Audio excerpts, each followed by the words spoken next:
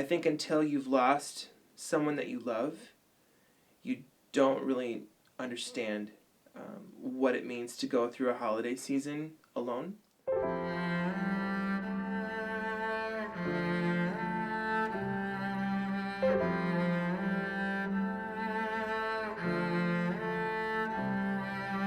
Putting up the tree brought so much joy. Empty Chair is a song that is an original of mine.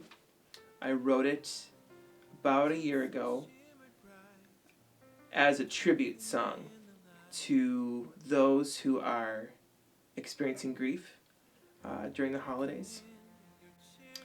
I think until you've lost someone that you love, you don't really understand what it means to go through a holiday season alone, or without the person you shared your life with, or the memories that are only caught in pictures now. You don't know that pain until you've gone through it. And it's difficult to talk about that at Christmas because I think there's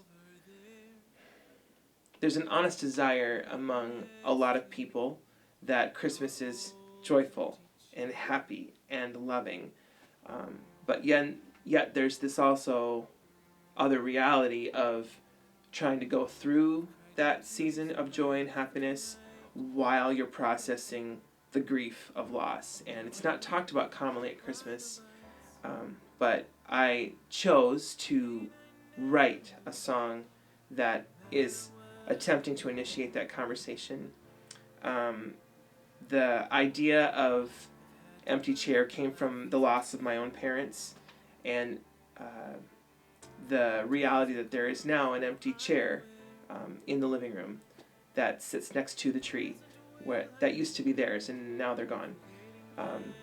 And I think that it would be easy for me to stay depressed and stay down and stay in a place of discouragement, knowing that chair will never be filled again. But I've chosen to at least recognize that there is an empty chair in the room, there is hope, there is peace, and even though the chair might not get filled anytime soon, I can still remember who used to fill it, the person they were, the love that they had, and the story that they told, and the story that they introduced me to, and the faith that I carry on now to this day. So that's kind of where Empty Chair came from. The song is very reflective. It's really just myself and a solo piano with kind of a custom written string arrangement, which is really, really beautiful. And the song stays kind of in a minor key for a good portion of the song to kind of like harmonically support the idea that there's grief and that there's pain. But it ends with this kind of 7-part a cappella section that closes off the song to really resemble the idea of peace and the idea of heaven's presence here among us, God with us.